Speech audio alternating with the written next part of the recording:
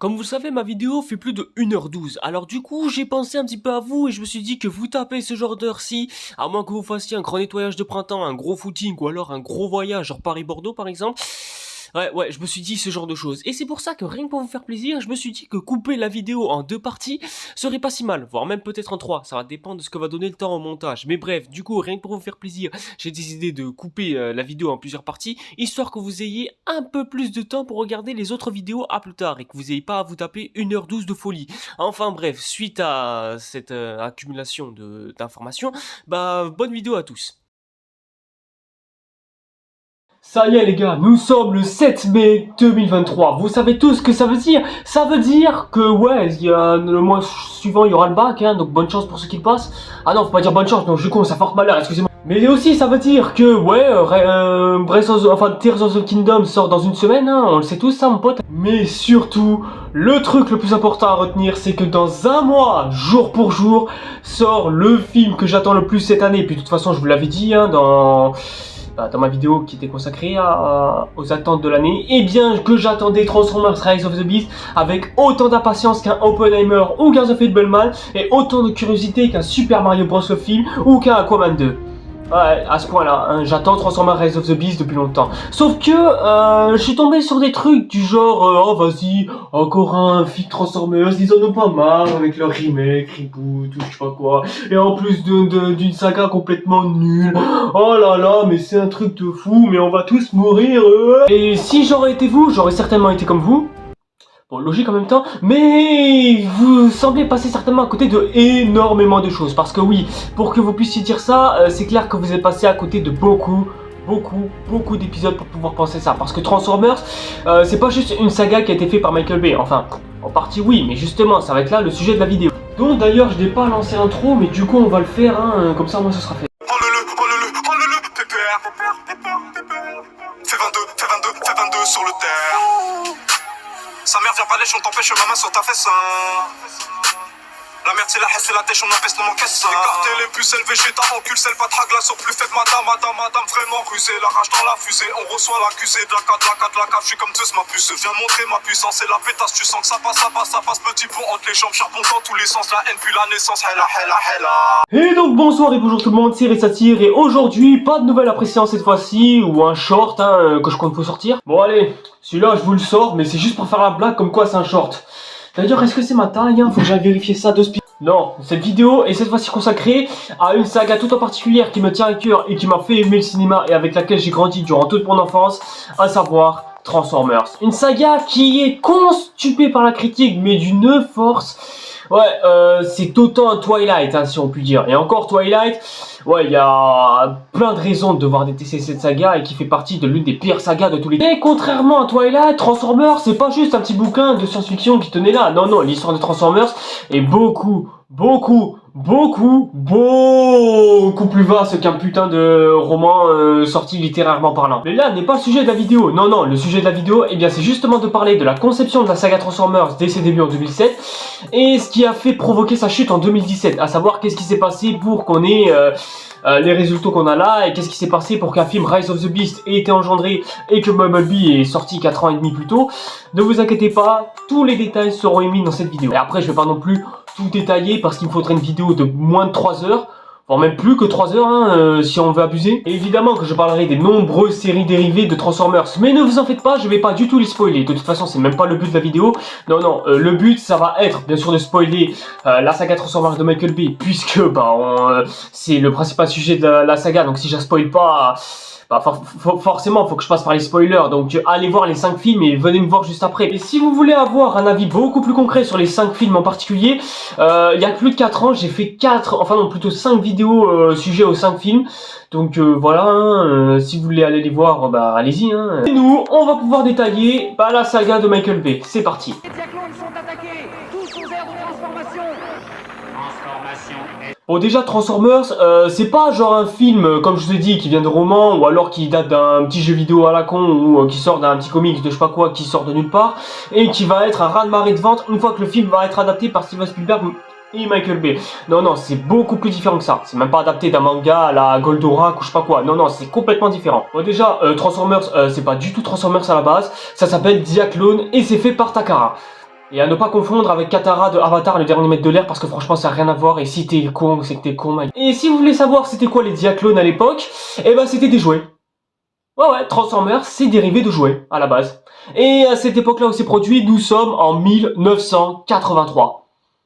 Donc ouais, dites-vous qu'à cette époque-là, aucun de nous n'était né, hein. Déjà les gars, faut savoir une chose, à l'époque on a Hasbro qui viendra s'incruster dans l'histoire des Diaclones aux côtés de Takara, du coup. Parce que le problème des Diaclones, bah, c'est qu'elles se font pas beaucoup vendre, hein, même si ça se fait beaucoup en Amérique du Nord et en Europe et même au Japon, hein, le pays d'où ils sont originaires d'ailleurs, et bah même là, ça va pas du tout marcher. C'est pour ça d'ailleurs que Hasbro va y ajouter sa patte et y ajouter quelques petites modifications et s'associer pour pouvoir faire leur propre ligne de jouets à partir de robots géants qui se transforment en véhicules. C'était pour ça d'ailleurs que les Diaclones ont été créés justement. Et donc du coup, après y avoir mis sa patte, et bien Hasbro, bah déjà enlève le nom de Diaclone, parce que ouais, Diaclone, faut avouer que c'est pas très vendeur, et ils appellent ça, comme le nom que l'on connaît tous, à savoir Transformers. Sauf que Transformers, c'est pas suffisant en tout cas pour pouvoir mettre les jouets en ligne. Il faut d'abord faire une série télévisée. Et sachez d'ailleurs que Marvel vont co-scénariser la fameuse série télévisée que l'on connaît tous, Transformers en fait. Hein.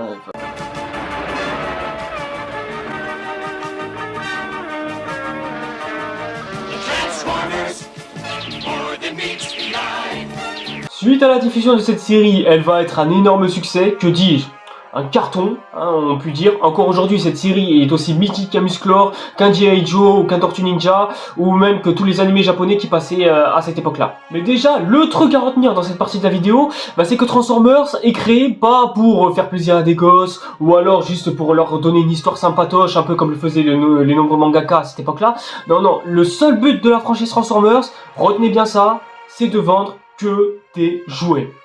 C'est tout. Voilà, y a pas d'ambiguïté ou quoi, genre pas de complexité ou quoi, non, juste, faut vendre des jouets pour faire du chiffre, c'est tout, voilà, ça va pas plus loin que cette morale-là, juste on te vend des jouets et tu fermes ta gueule, tu l'acceptes, tu joues avec, tu fais ce que tu veux, même tu le jettes à la poubelle pour polluer encore plus, voilà, c'est fait que pour ça. Et du coup, les succès seront au rendez-vous et marcheront, du coup, résultat, Hasbro rentabilise, les jouets se vendent comme des tipins, la série devient un carton, malgré une animation, bon, qui a mal vieilli, mais bon, c'est les années 80, c'est normal.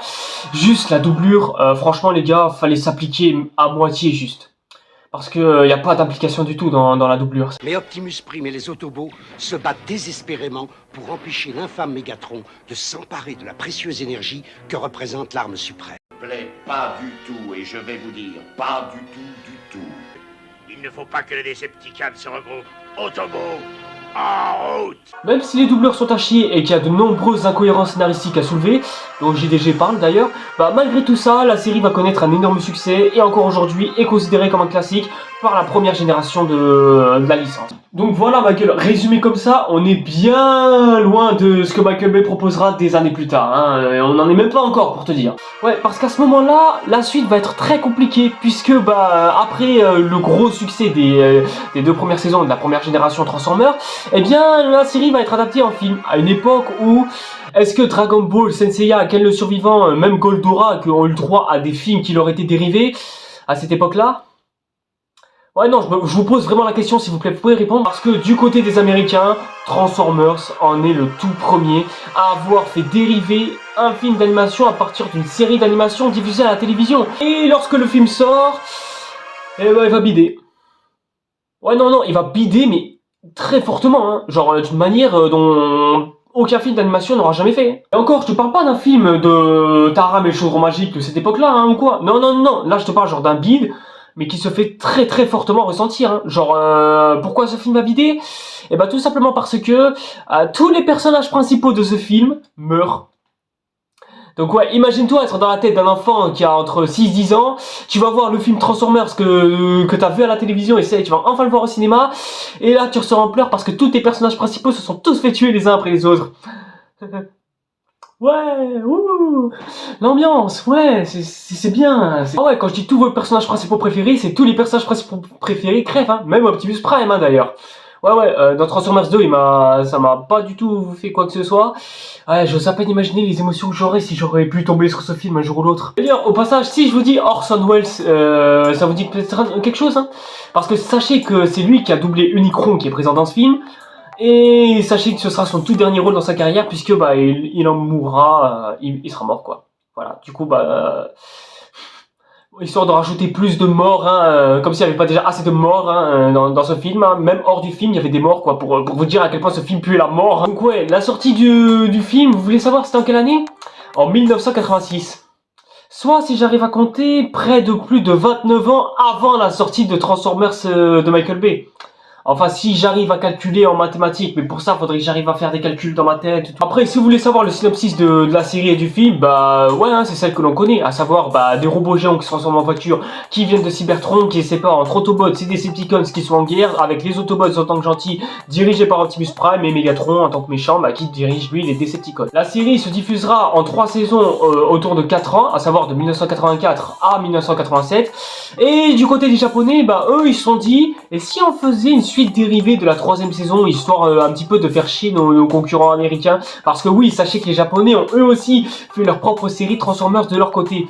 Retenez bien ce petit détail parce que ça va être important pour la suite, vous allez voir. À cette époque-là, les fans de Transformers vont se diviser en deux après que la première génération est enfin fini de faire son temps, et on passe ensuite, après ça, à la période de la 2e génération cette fois-ci, puisque cette fois-ci, d'un côté on va suivre ce qui se passe du côté des États-Unis, hein, genre des Américains, genre ceux qui feront la série Transformers Beast Wars, et d'un côté les Japonais feront leur petite continuité de leur côté, tranquillement, voilà, mais eux resteront dans l'ombre, mais seulement du côté de leur pays, et ils ne feront jamais sortir leurs médias au reste du monde. Vous allez me dire pourquoi cela?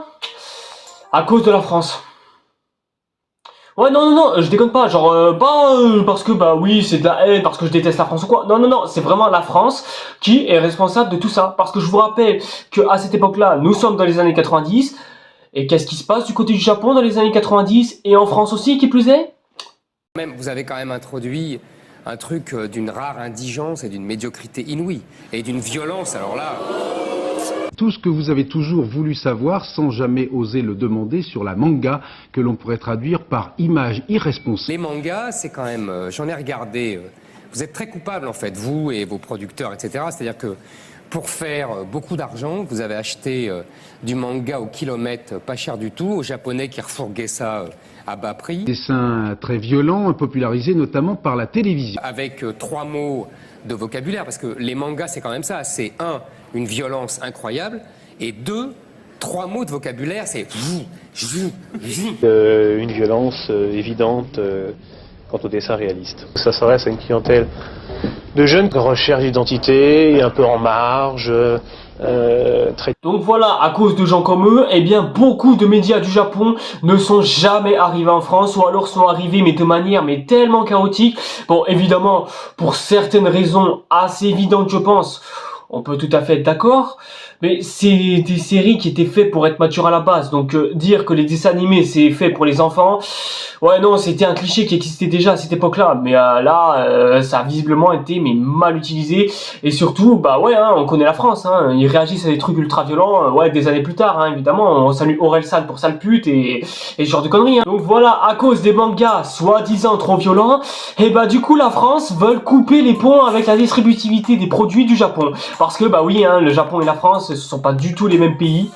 Mais genre vraiment pas du tout, hein, ils ont tout opposé, hein. Et justement pour le Japon ça cause problème parce que la France c'est le 2e plus gros producteur de manga au monde. Et à cause de ça, si la France se met à censurer des trucs qui viennent du Japon ou alors qui changent des choses ou quoi, et déjà ça devient moins populaire en France, et donc du coup si ça devient moins populaire en France, ça devient moins populaire dans le monde. Donc si la France se met à censurer tout ce qui vient du Japon, genre manga, animé, tout ça, du coup la distributivité autour du monde, non seulement elle se fait diviser par 2, et elle se fait diviser par 3, par 4, en gros petit à petit, etc., jusqu'à ce que tout s'effondre et tout finit par être en faillite. C'est pour ça d'ailleurs que quand Kimetsu no Yaiba débarque en France sous le nom des Rôdeurs de la Nuit, déjà les Rôdeurs de la Nuit, mais qu'est-ce que c'est que ce nom de merde là? Et par contre, quand l'animé a changé de nom et qui s'est appelé Demon Slayer, explosion! Mais putain! Mais pourquoi? Comment est-ce arrivé?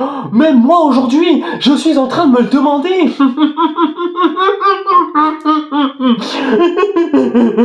Donc voilà, j'ai pris l'exemple de Kimetsu no Yaiba, mais c'est bien pour vous montrer que quand il s'agit du Japon, la France va être déterminante dans tout ça. Soit, grâce à eux, on va pouvoir faire à des trucs populaires du genre Jujutsu Kaisen ou ce genre de conneries, ou alors, il y a des trucs underground qui resteront dans l'ombre, connus que par les grands fans et consommateurs de manga, et par contre, les autres cons, ils vont aller se faire voir, hein, ils vont encore se concentrer sur les mêmes trucs qu'on leur sert depuis des lustres. Et du coup, bah voilà, hein, finito les gars. Hein. Surtout à une époque où les ordinateurs, c'est des grosses boîtes, mais qui restent dans des bureaux et qui servent juste dans des bases militaires. Donc voilà, on n'en est même pas à l'époque d'internet à cette époque-là. Donc pour vous dire, si tu voulais avoir accès à une série Transformers dérivée du Japon, bah c'était soit tu devais avoir un voyage au Japon pour je sais pas combien d'euros le salaire, soit... Ouais...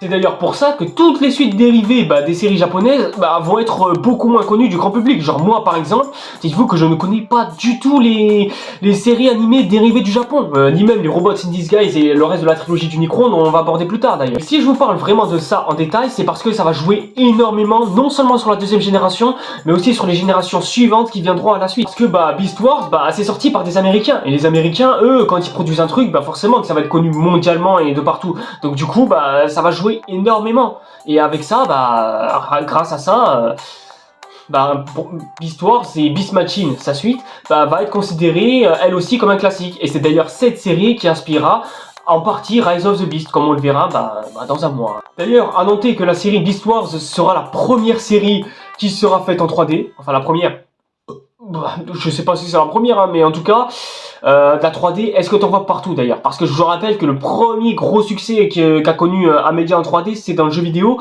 et c'est Mario Bros qui fera sa première entrée en 3D. Hein, donc, bon, évidemment, à la suite, on a eu Zelda Ocarina of Time, mais dites-vous que l'entrée dans la 3D, à part Beast Wars ou Beast Machine à la suite, quelle autre série aura tenté d'entrer dans la 3D, voire même quel autre film d'ailleurs, hein, si on veut aller plus loin. Et c'est vrai que quand on regarde les images de Beast Wars, ouais, là, ça a très mal vieilli, hein, ça se voit pas qu'un peu même d'ailleurs. Mais néanmoins, pour l'époque, c'est sorti quand même dans les années 90, et franchement, pour l'époque, ouais, c'est pas mal. Franchement, en termes d'animation, c'est pas mal. Hein. Suite à tout ça, Beast Wars et Beast Machine vont elles aussi être considérées comme des classiques, même si moins à l'échelle que de la série de 84, mais néanmoins, elle aura su marquer son temps à cette époque-là quand même. Hein. Mais c'est plus du côté du Japon où tout va commencer à bouger, avec ce qui sera appelé plus tard, dans les années 2000, spécialement pour la 3e génération cette fois-ci, la trilogie d'Unicron. Après que la 3e génération ait eu droit à Robots in Disguise, qui sera une série qui sera très mal vendue parce que Disney non seulement va censurer certains épisodes parce que la série sortait en 2001.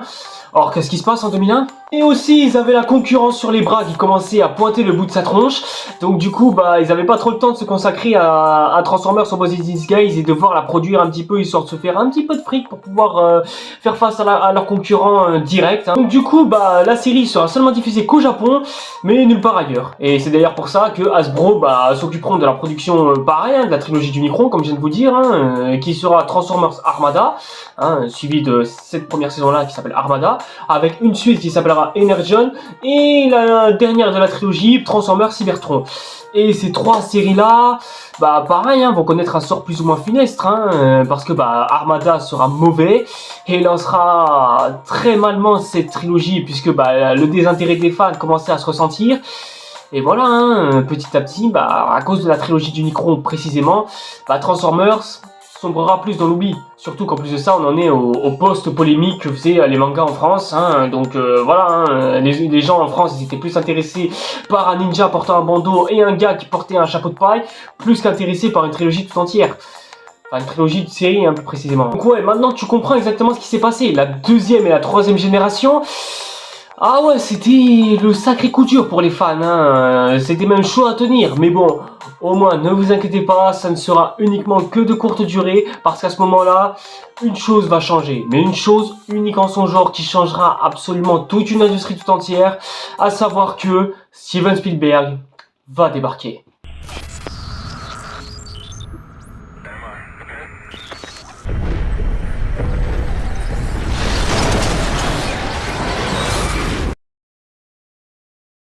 À ce moment-là, Spielberg se dit, tiens, je crois que là, mon studio, il risque d'avoir besoin de financer un petit peu d'argent pour faire mes propres films. Donc du coup, pourquoi est-ce que j'irai pas avoir d'autres studios pour qu'ils puissent financer mes propres films et que je les produis derrière moi, comme ça, moi, je tire un petit peu de bénéfice derrière. Et vu comment Hasbro était, ils se sont dit, un film au cinéma... Bon, ok, on ne sera pas sur ça, hein, bien sûr, mais en action live, ça pourrait peut-être donner un bon truc. Ce jour, jusqu'à ce que ça se relève un jour, eh bien, aucun live action n'aura été inventé à cette époque-là, que ce soit pour un manga ou un autre média d'ailleurs, hein, jamais. Donc Transformers, on peut presque le considérer comme le tout premier live action qui aura son premier gros succès avant que Sonic, Mario ainsi que ouais, tous les remakes Disney d'avant ne sortent, hein, et même Dragon Ball Evolution pour vous dire.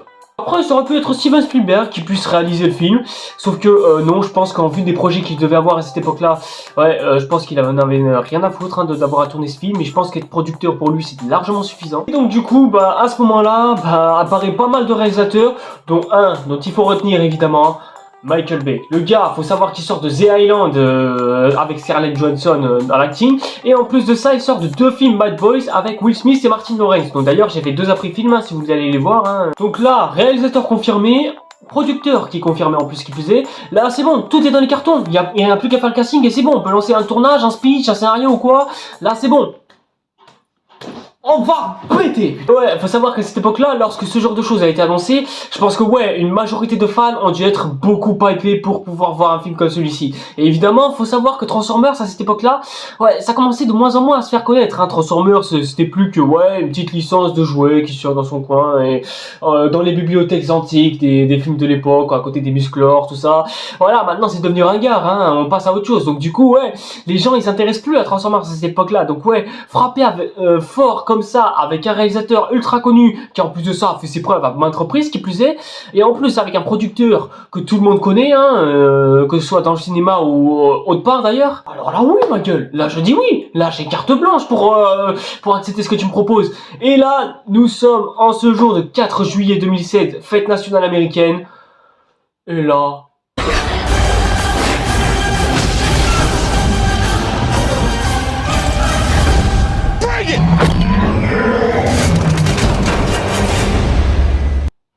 magnifique, magistral, je mets pas les mots. Faut savoir que le film a coûté 150 millions de dollars quand même, hein, ce qui est pas une tolle hein, non plus, hein, quand on y réfléchit.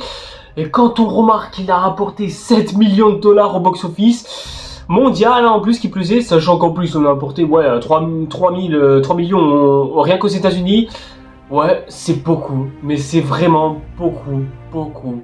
En ce qui concerne les critiques, ouais, bah ils vont approuver le film, et évidemment les nombreux fans de Transformers de la première période, première, deuxième et troisième génération, ouais, quant à eux, ils seront un petit peu moins accueillants envers ce film, hein, bien sûr, hein, qui eux, soit vont le défoncer parce que bah oui, hein, ça peut se comprendre. Dans ce film, faut savoir qu'il y a des blagues absolument pas drôles, la ridiculisation même de certains personnages, et même des scènes ridicules, hein, je pense par exemple à la scène du jardin. La scène du jardin. Oh là là là là là là. Mais du coup, ça raconte quoi, me direz-vous? Eh bien là, on va suivre l'histoire d'un dénommé Sam Witwicky qui sera impliqué malgré lui dans une guerre entre Autobots et Decepticons venant d'une planète qui s'appelle Cybertron et qui sont en guerre depuis des millénaires. Et les Autobots, c'est les gentils, les Decepticons, c'est les méchants. Donc du coup, bah, les gentils se battent contre les méchants. Et au milieu de tout ça, il y a un cul que l'on appelle l'Energy All-Spark qui est connu comme étant la source de la vie. D'un côté, t'as Megatron qui veut s'en emparer pour conquérir le monde, hein. Y a rien de logique. Et d'un autre côté, t'as Optimus Prime et compagnie qui veulent s'en servir pour pouvoir le détruire, hein, parce que comme ça, personne ne s'en sert. Ou alors, ils auraient pu faire comme dans le jeu vidéo sur DS, à savoir s'en servir pour reconstruire Cybertron. Ouais, ça aurait pu, hein, évidemment, mais bon, je voulais juste caser le jeu vidéo sur DS pour montrer que c'est le meilleur jeu Transformers de tous les temps. Ok, expliqué comme ça, ça a l'air un petit peu confus, mais bon, pour les fans de Transformers qui connaissent, ouais, forcément, hein, vous avez l'air d'être, ouais, focalisé sur l'histoire. Mais c'est vrai que, en tant que fan de Transformers, moi je trouve pas non plus l'histoire plus ouf que ça non plus. Alors oui, certes, hein, l'histoire elle est sympatoche, hein, et le synopsis c'est plutôt plaisant. Mais le problème c'est que le film s'appelle Transformers, donc on est censé être focalisé sur les Transformers. Sauf que non, pas du tout. Non, hein, leur humanité on s'en fout. Même foutre une bouche à Optimus qui pouvait être une bonne idée. Ouais, moi je trouve ça le rend un peu plus moche qu'autre chose, hein, même si son chara-design est plutôt sympa. Et mis à part Bumblebee, moi j'ai trouvé aucun personnage Transformers attachant, là où tous les autres médias Transformers ont su les rendre attachants justement. Et c'est d'ailleurs ça que les fans de Transformers retiendront le plus, à savoir qu'on se concentre plus sur des humains complètement cons que sur des Transformers qui se prennent au sérieux et tout ça. Et ce qui fait que du coup, même les scènes où on est censé avoir des personnages Transformers attachants, ça peine à tenir. Surtout qu'en plus de ça, des fois on a affaire à du remplissage. Je pense évidemment à cette putain de scène de jardin qui sert à rien. Sam qui drame mais qui s'est pas dragué du tout avec une Michaela, à savoir Megan Fox qui... et les Decepticons, eux aussi, mais eux c'est encore pire. Parce que là où les Autobots, tu peux te dire, bon ça va, c'est des personnages sympatoches, tranquilles. Du côté des Decepticons... Mais du côté des Decepticons... Username ladiesman217. Yeah? Where is the eBay item 21153? Where are the bosses?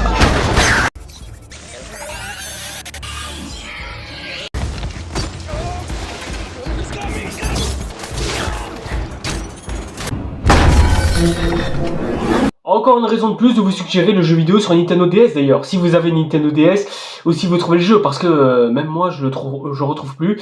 Et si vous avez détesté les Decepticons vous aussi, bah, je vous suggère surtout la version Decepticons. Parce que oui, un peu comme Pokémon, les Nintendo DS se divisent en deux versions, Autobots et Decepticons. Choisissez votre préféré les mecs. Donc voilà, malgré tout ça, mais le film possède encore quelques qualités, comme par exemple ce côté épique que Michael Bay arrive à retranscrire. L'action, même si elle paraît lisible, elle reste tout aussi incroyable. Et dites-vous que ce film date de 2007. Et en 2007, à titre de comparaison, bah, on avait Pirates des Caraïbes, on avait même les Spider-Man de Sam Raimi, ou encore bah, les Harry Potter. Et d'un côté, on a Transformers, et en termes d'effets spéciaux, ouais, franchement, ouais, ça, encore aujourd'hui, ça a super bien vieilli. Il n'y a pas une ride qui a été pris, malgré quelques plans qui sont toujours illisibles, hein, je rappelle. Donc ouais, confier ça à Paramount et à DreamWorks, en plus de ça, que Steven Spielberg avait créé aux côtés de Jeffrey Katzenberg. Ouais, ça a foutu une bonne gifle à Disney, ça aussi, hein, du coup, pour leur montrer à quel point DreamWorks pouvait leur être supérieur à eux. Et ce, en tout point catégorique, hein, bien sûr. Bref, malgré tout ça, le film va marcher. Et encore aujourd'hui, il a bercé toute une génération d'enfants. Ce qui, en plus de ça, poussera à créer la série Transformers Animated, dont on y reviendra tout à l'heure. Et à ce moment-là, la 4ème génération de la franchise Transformers sera en plus de ça considérée comme la pire de toutes les générations. Parce que, bah, faut savoir que d'un côté, t'avais les nouveaux fans, hein, à savoir ceux qui ont découvert Transformers grâce à la saga de Michael Bay, qui s'extasiaient et tout ça, et qui disaient, oh là là, c'est incroyable tout ça, dont je fais partie d'ailleurs, hein, pour ceux qui savent pas. Et d'un autre, t'avais les autres fans, genre ceux qui ont connu Transformers, grandi Transformers, mangé Transformers, tout ça, qui eux, bah, ouais, vont décréter le film comme quoi, bah, c'est pas du tout respectueux envers les œuvres qui ont été citées précédemment. Bref, c'est un pétard mouillé, quoi. Suite à un succès retentissant, et bah forcément, une suite devait être de prévue, hein, évidemment. Donc du coup, sort 2 ans plus tard, Transformers 2, Revenge of the Fallen. C'est trop sale, car fait trop sale. C'est dommage, car j'étais un bon